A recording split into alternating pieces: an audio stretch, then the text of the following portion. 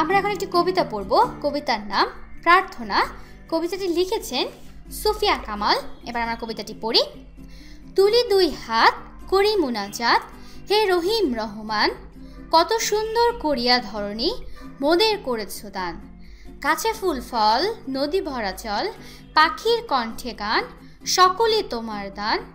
মাতা পিতা ভাই বোন ও স্বজন, সব মানুষেরা সবাই আপন, কত মমতায় মধুর করিয়া ভরিয়া দিয়াছ প্রাণ। তাই যেন মোরা তোমারে না ভুলি, সহজ সরল সৎ পথে চলি। কত ভালো তুমি কত ভালোবাসো, গেয়ে যায় এই গান।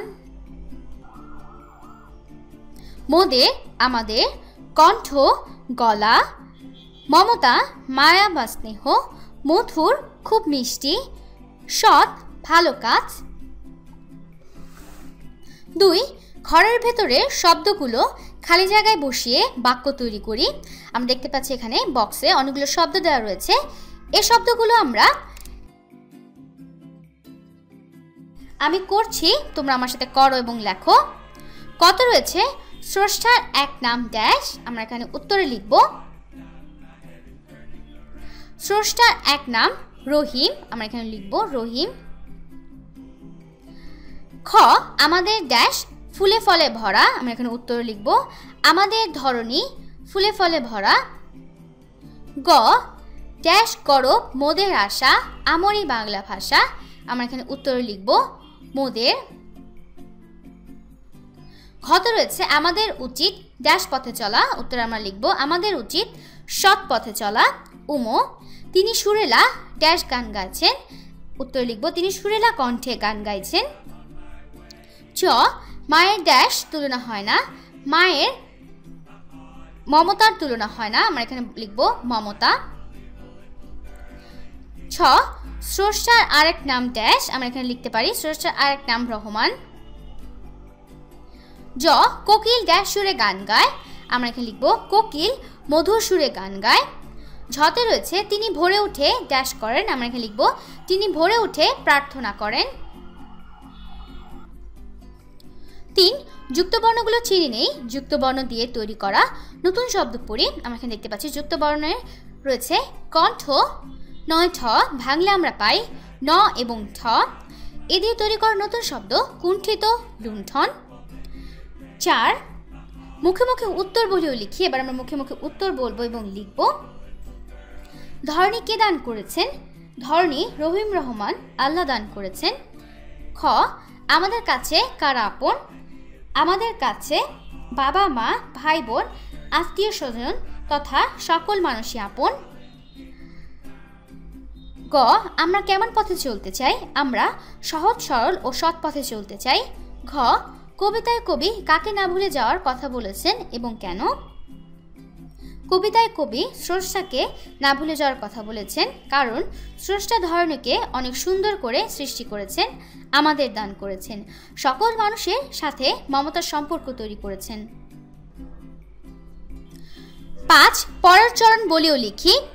কত সুন্দর করিয়া ধরণী, এখানে আমরা লিখব মোদের করেছ দান।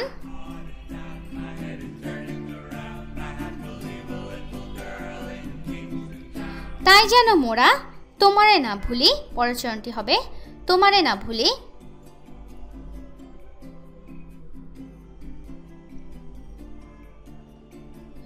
6, রেখা টেনে মিল করি। এবার আমরা রেখা টেনে মিল করব। একটি আমাদের জন্য করে দেওয়া রয়েছে চাচা এবং চাচি, পরবর্তীগুলো আমরা মিল করি।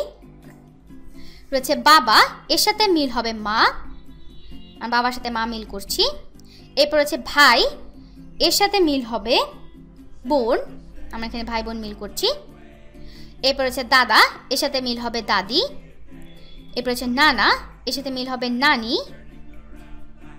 এরপর হচ্ছে মামা, এর সাথে মিল হবে মামি।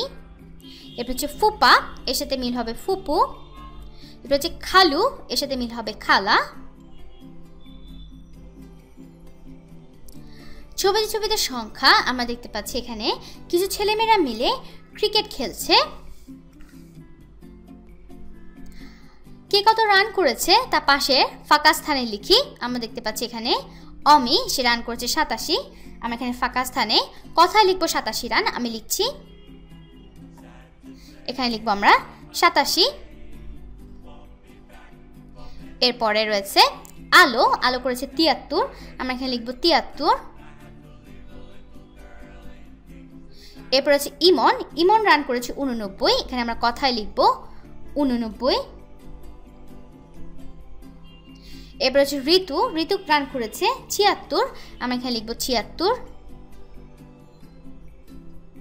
এরপর হচ্ছে ওমর, ওমর করেছে 100, আমরা এখানে লিখব 100। এরপর হচ্ছে ওছন, ওছন রান করেছে 92, আমরা এখানে কথায় লিখব 92।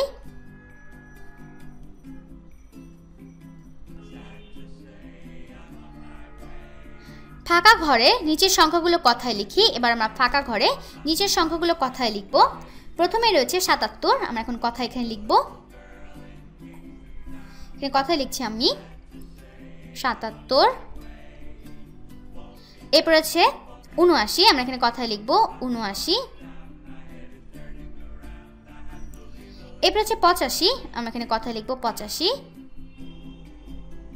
এরপর আছে 90, এখানে আমরা কথায় লিখব 90। এরপর হচ্ছে 93, এখানে আমি কথা লিখব 93।